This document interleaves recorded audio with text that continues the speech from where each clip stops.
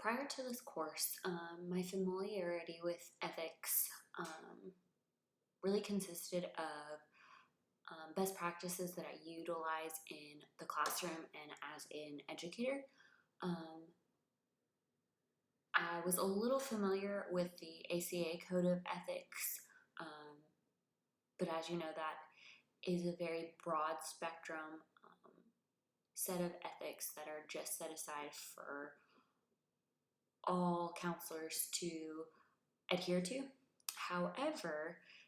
after completing this course, I've realized that it is important to be aware as a counselor of your own state code of ethics and any rules and laws that pertain to your specific state. I know for me, the state of Texas has no duty to warn, and that was a very interesting and eye-opening aspect of ethics that I kind of learned and was able to explore a little bit throughout this course. I wasn't really familiar with that prior to this class, and I found it very interesting because as an educator, we are often taught and reminded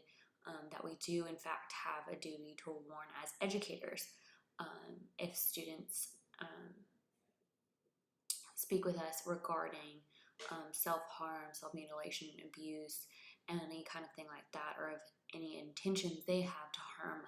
others, we have a duty to warn and we have a duty to report that information to the appropriate authorities or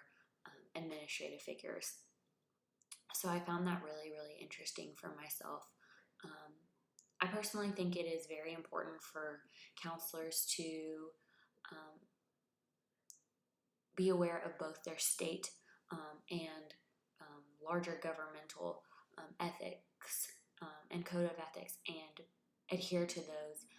but also to kind of adapt and make their own kind of code of ethics that falls within both of those purviews, that fall under both their state and their larger government,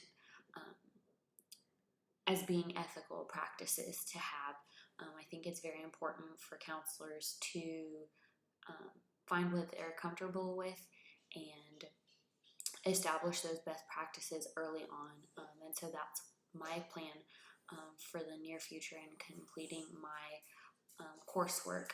at Lamar, is to kind of begin building those best practices and what my own personal code of ethics will contain and how that aligns with both the ACA and the Texas Code of Ethics.